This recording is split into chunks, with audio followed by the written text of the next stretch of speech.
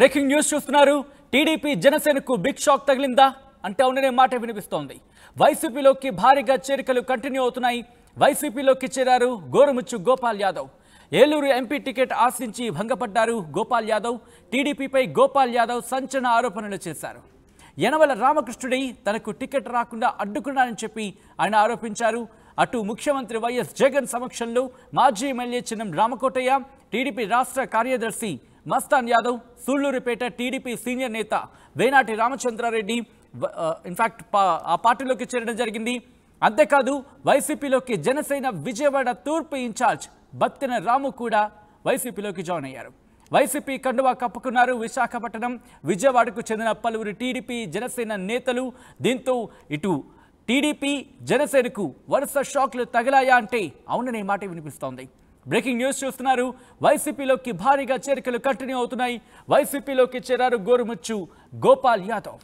Eluru MP ticket ఆశించిన ఆయనకి ticket దక్కలేదు. దీంతో గోపాల్ యాదవ్ వైసీపీలోకి చేరారు. కొద్దిసేపు క్రితమే దీనికి సంబంధించి అప్డేట్స్ తెలుసుకునే ప్రయత్నం చేద్దాం. మా ప్రతినిధి రాజేష్ అప్డేట్స్ అందించేందుకు లైవ్లో జాయిన్ అవుతున్నారు.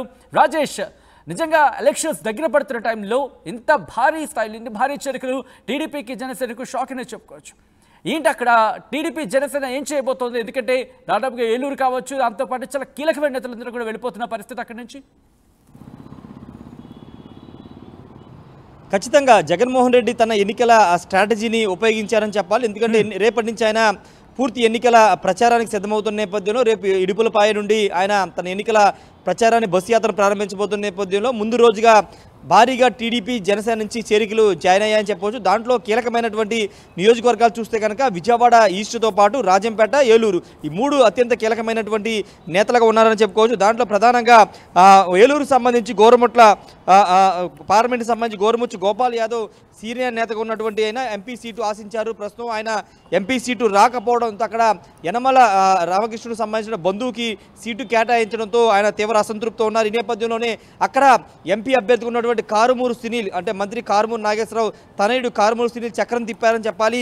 ఆయన్ని వెంటనే పార్టీలోకి ఆహ్వానించడం, జగన్మోహన్ రెడ్డి దగ్గరికి తీసుకెళ్లి పార్టీని జాయిన్ చేయించారు. ప్రస్తుతం ఏలూరు పార్లమెంట్ అభ్యర్థిగా ఉన్నటువంటి కారుమూరు సునీల్ గెలుపు కోసం పనిచేస్తానని గోరుముచ్చు గోపాల్ యాదవ్ ప్రకటించారు. అంతేకాదు తెలుగుదేశం పార్టీ మీద కూడా కీలక వ్యాఖ్యలు చేశారు. అంటే బీసీలకి అన్యాయం జరుగుతున్న వ్యాఖ్యలు కూడా గోరుముచ్చు గోపాల్ యాదవ్ చేశారు. వాటితో పాటు రాజంపేట చూస్తే కనుక రాజంపేట పార్లమెంట్ అభ్యర్థిగా ఉన్నటువంటి టీడీపీ సంబంధించినటువంటి ఇన్ఛార్జ్గా ఉన్నటువంటి గంటా నరహరి కూడా కొద్దిసేపటి క్రితమే సీఎం జగన్ సమక్షంలో వైసీపీ తీర్థం పుచ్చుకున్నారు. రాజంపేటలో కీలకమైన నేతగా ఉన్నారు. Rajampet seat TDP Janasena BJP పొత్తులో భాగంగా మాజీ ముఖ్యమంత్రి కిరణ్ కుమార్ రెడ్డి పోటీ చేయబోతున్నారు. అక్కడ ఎంపీ అభ్యర్థిగా మిథున్ రెడ్డి ఉన్న నేపథ్యంలో మిథున్ రెడ్డితో స్వయంగా వచ్చి ఆయన గంటా నరహరి వైసీపీ తీర్థం పుచ్చుకున్నారు. వాటితో పాటు విజయవాడ తూర్పు నియోజకవర్గానికి సంబంధించి 2019లో సింగిల్గా పోటీ చేసినటువంటి జనసేన పార్టీ తరఫున పోటీ చేసిన బత్తిన రాము తెలుగుదేశం పార్టీ తీర్థం పుచ్చుకున్నారు. అక్కడ వైసీపీ నుండి దేవినేని అవినాష్ ఇన్ఛార్జిగా అభ్యర్థిగా ఉన్న నేపథ్యంలో అక్కడ ఇప్పుడు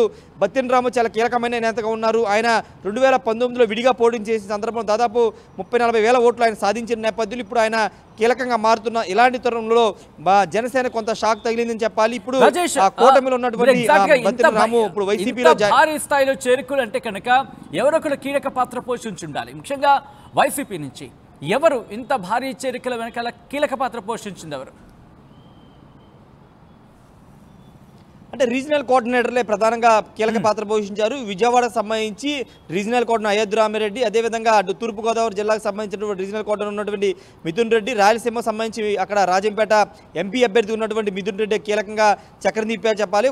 మరోవైపు సూళ్లూరుపేట వెంకటగిరికి సంబంధించినటువంటి 2 నియోజకవర్గాలకు సంబంధించి కూడా కొంతమంది వేనాటి రామచంద్రారెడ్డి పార్టీలో జాయిన్ అయ్యారు. ఆయన కూడా వైఎస్ఆర్ కాంగ్రెస్ పార్టీలో జాయిన్ అయిన పరిస్థితి. వాటితో పాటు వెంకటగిరిలో కూడా కొంతమంది నేతలు జాయిన్ అయినారు. సూళ్లూరుపేట సంబంధించిన నేతలు జాయిన్ అయ్యారు. వీళ్ళంతా కూడా రీజనల్ కోఆర్డినేటర్ ఉన్నటువంటి నేతలు కోఆర్డినేట్ చేయడంతో పాటు వైసీపీలోకి వస్తే ఖచ్చితంగా రాబోయే ఎన్నికలు గెలిచిన తర్వాత నామినేటెడ్ పదవులు ఇచ్చే విధంగా హామీ కూడా ఇచ్చినట్టు తెలుస్తుంది. ఖచ్చితంగా వైసీపీకి సంబంధించి ఒక కీలక స్టెప్గా చెప్పాలి. ఎందుకంటే సైకలాజికల్గా కొంత పార్టీకి ప్రతిపక్షాల మీద ఎదురుదాడి చేసే విధంగా ఈరోజు జాయినింగ్స్ అయితే జరిగాయని చెప్పాలి. రేపటి నుంచి ముఖ్యమంత్రి జగన్మోహన్ రెడ్డి బస్సు యాత్ర నేపథ్యంలో ఈరోజు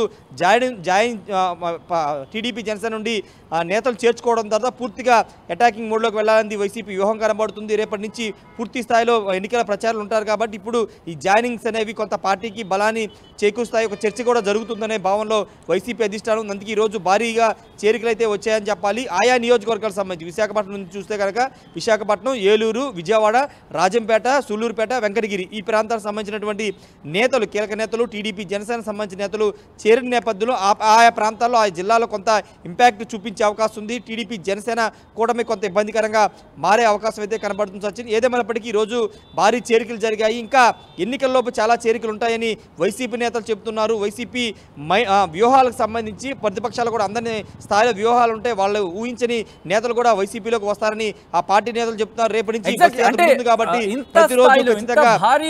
ఇంత భారీ స్థాయిలో టీడీపీ జనసేన నుంచి వైసీపీలోకి చేరుతున్న నేపథ్యంలో ముఖ్యంగా టీడీపీ జనసేన అక్కడ కార్యకర్తలు కావచ్చు, లేకపోతే ఈ మార్పులు అంటే పార్టీ మారే వాళ్ళ అంశానికి సంబంధించి కావచ్చు అసంతృప్తులు, ముఖ్యంగా వీళ్ళ విషయంలో వారిని అసంతృప్తిని చల్లార్చే ప్రయత్నాలు జరగలేదా, లేకపోతే అవి సఫలం కాలేదా?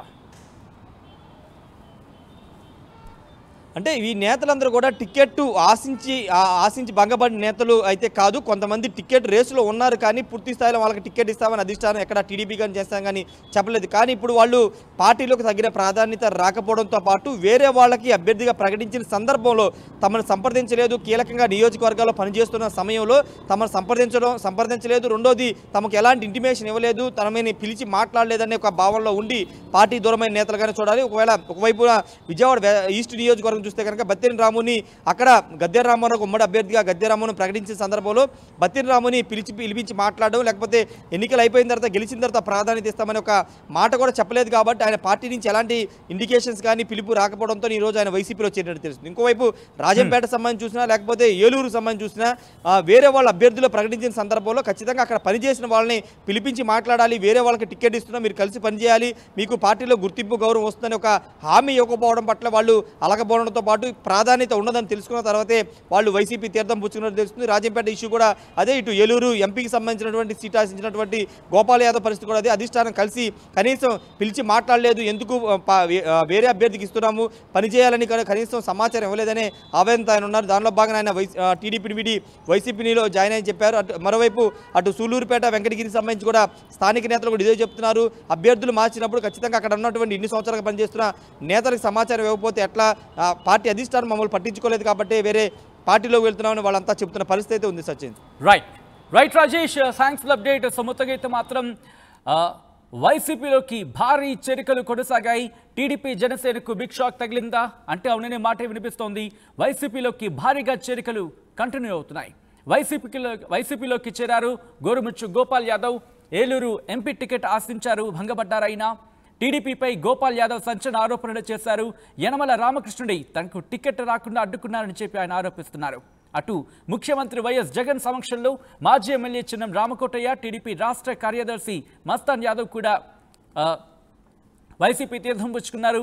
సూళ్లూరుపేట టీడీపీ సీనియర్ నేత వేనాటి రామచంద్రారెడ్డి, అలాగే వైసీపీలోకి చేరారు జనసేన విజయవాడ తూర్పు ఇన్ఛార్జ్,